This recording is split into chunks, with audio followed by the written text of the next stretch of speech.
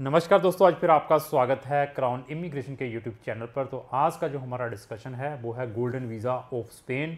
उसकी हमारी comprehensive discussion रहेगी।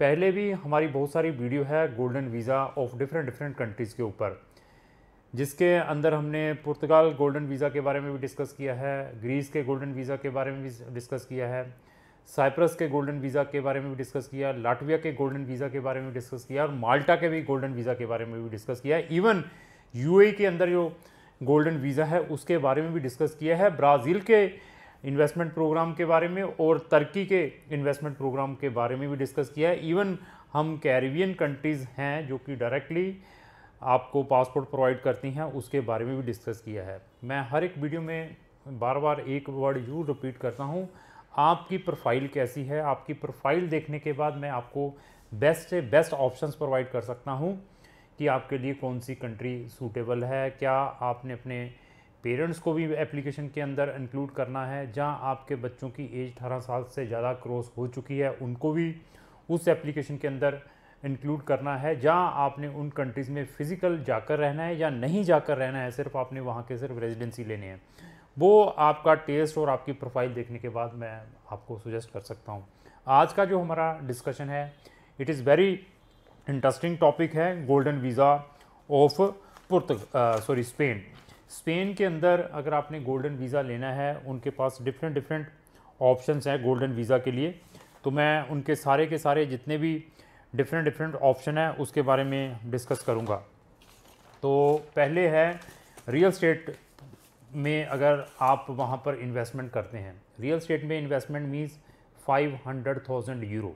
स्पेन के अंदर आप अगर रियल स्टेट परचेज़ करते हैं 5 लाख यूरो की, जो लगभग 4 करोड़ रुपया बन जाता है अप्रोक्स, उसकी प्रॉपर्टी परचेज़ कर लेते हैं इस वैल्यू से, तो आपको, आपकी वाइफ को और आपके जो बच्चे हैं अंडर 18 उनको वहाँ की गवर्नमेंट गोल्डन वीज़ा प्रोवाइड कर देती है।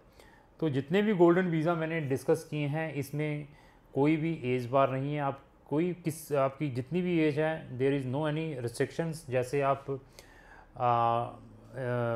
इन कंट्री में इन्वेस्टमेंट करते हैं, ऑस्ट्रेलिया, न्यूजीलैंड या कनाडा में या यूके में, वहाँ पर एज का भी एक रोड़ा रहता है, लफड़ा रहता है कि आपकी एज इतनी होनी चाहिए, आपके पास एजुकेशन भी होनी चाहिए।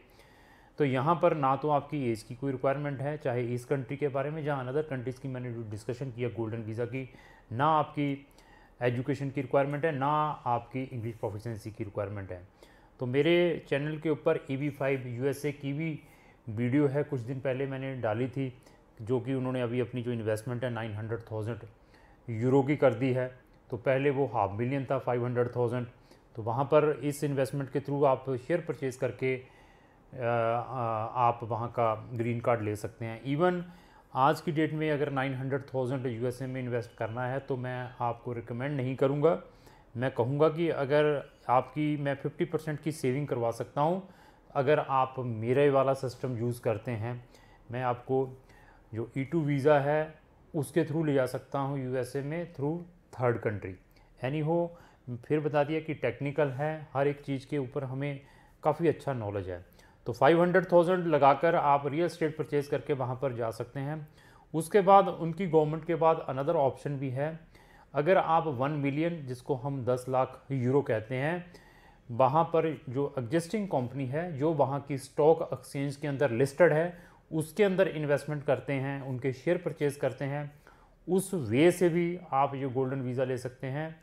और उनका थर्ड ऑप्शन है कि अगर आप 1 मिलियन 10 लाख यूरो वहाँ के लोकल बैंक के अंदर भी डिपॉजिट दिखाते हो, आपके अपने नाम पर भी बैंक के अंदर, तब भी आपको ये गोल्डन वीज़ा मिल सकता है। और फोर्थ ऑप्शन है, अगर आप स्पेन गवर्नमेंट के बॉन्ड परचेज़ कर लेते हैं, लेकिन वो 2 मिलियन के हैं, जिसको हम 20 लाख यूरो कहते हैं, तब भी आपको ये गोल्डन वीज़ा मिल सकता है। तो अभी इतनी इन्वेस्टमेंट है, मैंने फिर बता दिया कि मैं ये भी आपको बताऊंगा जब आप मेरे पास आएंगे कि गोल्डन वीज़ा कौन सी कंट्री का आपके लिए बेस्ट है। अगर आपने लेना है तो उसमें भी क्राउन इमिग्रेशन आपकी हेल्प कर सकती है। अभी इसके अंदर जो आपको गोल्डन वीज़ा मिलना है वो इनिशियली 1 साल का पहले वीज़ा दे देते हैं गोल्डन वीज़ा, जहाँ आपको 2 साल की रेजिडेंसी मिलेगी इनिशियली। 2 साल की रेजिडेंसी कंप्लीट होने के बाद वो 5 साल की देंगे। 5 साल की कंप्लीट होने के बाद वो फिर अगेन 5 साल की आपको वो रेजिडेंसी प्रोवाइड करेंगे। इस तरीके से ये एक्सटेंड होती है। अभी यहाँ पर क्वेश्चन आता है कि सर मैंने सिटीजनशिप लेनी है, पीआर लेना है, तो वो किस वे से मिलेगा? जो आपको एक्सटेंशन मिलेगी वहाँ पर वीज़ा की, एक एक्सटेंशन भी मिलती ना, जब 2 साल हो गए तो अभी 5 साल के लेनी है। अब वो आपकी प्रॉपर्टी ज़रूर चेक करेंगे कि क्या वो स्टिल पुर्तगाल के अंदर है। अगर आप वो प्रॉपर्टी को सेल कर देते हैं तो फिर ये फर्दर एक्सटेंड नहीं होगा। आपकी प्रॉपर्टी वहाँ पर होनी ज़रूरी है जब भी आपने फर्दर इसको रिन्यूअल करवाना है। तो अभी आते हैं सिटीजनशिप। यहाँ पर सिटीजनशिप काफ़ी डिफ़िकल्ट है, 10 साल के बाद सिटीजनशिप मिलती है और यहाँ पर रहने की भी रिक्वायरमेंट है कंट्री के अंदर, अगर आपने यहाँ की सिटीजनशिप लेनी है या इसका पासपोर्ट लेना है। लेकिन इनके पास फास्ट ट्रैक गोल्डन वीज़ा है, but it is not applicable for Indian. उसके अंदर कम से कम 13 या 14 कंट्रीज़ आती हैं। मैक्सिमम कंट्रीज़ कौन सी आती हैं जो कि 2.5 साल के अंदर अपनी स्पेन की सिटीजनशिप ले सकते हैं। मैंने फिर बता दिया, but Indian citizens are not eligible for that fast track. तो फास्ट ट्रैक के अंदर कौन सी कंट्रीज़ आती हैं? क्योंकि मैंने पिछली वीडियो में भी बताया था, जो स्पेन स्टडी से रिलेटेड है, हमारी बहुत सारी वीडियो हैं, क्योंकि हम स्टूडेंट्स को भी स्पेन में स्टडी करने के लिए भेजते हैं। उस वीडियो के अंदर मैंने डिस्कस किया था कि स्पेन ने भी बहुत सारी कंट्रीज़ के ऊपर राज किया है। स्पेन की भी बहुत सारी कॉलोनीज़ हैं। जो स्पेन की कॉलोनीज़ हैं जिनकी ऑफिशियल लैंग्वेज स्पेनिश है, उसके अंदर उन्होंने लिस्टेड की हुई हैं 15-16 कंट्रीज़। अगर आप उन कंट्रीज़ की हैं, मैक्सिमम स्पेनिश ये साउथ अमेरिकन कंट्रीज़ के अंदर बोली जाती हैं, उसके अंदर उन्होंने मैक्सिको का भी नाम है, इक्वाडोर का भी, बहुत सारी कंट्रीज़ बताई हैं। अगर आप उन कंट्री, कोस्टा रिका भी बताई है, इवन फिलीपीन भी उसके अंदर इंक्लूड है। अगर आप उन कंट्रीज़ के सिटीजन हैं, आप जो गोल्डन वीज़ा लेते हैं, तो आपको ये जो सिटीजनशिप है इस कंट्री की विद इन 2.5 साल के अंदर मिल सकती है, इंस्टेड ऑफ 10 साल। जो नॉन यूरोपियन अनदर कंट्री के उनको 10-10 साल लगते हैं। तो इसके फैक्ट एंड फिगर के बारे में भी डिस्कस करेंगे स्पेन के। तो स्पेन की कैपिटल मैड्रिड है। इसके जो बॉर्डर कंट्रीज़ है, एक साइड पुर्तगाल है, फ्रांस है, अडोरा है, मोरक्को इसके साथ में लगा हुआ है। तो मेडिटेरियन वेदर है, बहुत ब्यूटीफुल कंट्री है, वर्ल्ड की 3rd या 4th ऐसी कंट्री है। यहाँ पर मैक्सिमम टूरिस्ट वहाँ पर टूरिज़म के लिए जाता है और काफ़ी पोटेंशियल भी है कंट्री के अंदर। तो अगर आपने स्पेन का ये गोल्डन वीज़ा लेना है तो क्राउन इमिग्रेशन से संपर्क कर सकते हैं। अभी टैक्स के बारे में डिस्कस करेंगे। जब आपने ये वीज़ा लेना है तो आप ये लेकर चलिए 10 से लेकर 12% और इसके ऊपर आपके टैक्स लगेंगे, चाहे उसमें नोटरी चार्जेस हैं, चाहे आपके रजिस्ट्रेशन चार्जेस हैं, व्हाट्सएवर है। और इसके अलावा कैपिटल गेन टैक्स बहुत इंपॉर्टेंट है, बैट भी बहुत इंपॉर्टेंट है, बैट भी मैंने इसी के अंदर इंक्लूड है। अभी आते हैं capital gain tax. Capital gain tax बहुत ज़्यादा है यहाँ पर। अगर आपको कैपिटल गेन टैक्स होता है तो उसकी जो उन्होंने एक स्लैब बनाई हुई है वो है आपकी 24% से लेकर 27% है। तो अगर आपको प्रॉफिट 50,000 यूरो से ज़्यादा आता है तो ये लेकर चलिए 24% से 27% आपको वहाँ को गवर्नमेंट को भी डिपॉजिट देना पड़ेगा। कल आप प्रॉपर्टी सेल करते हैं उसके ऊपर अगर आपको कोई प्रॉफिट मिलता है, लेकिन उस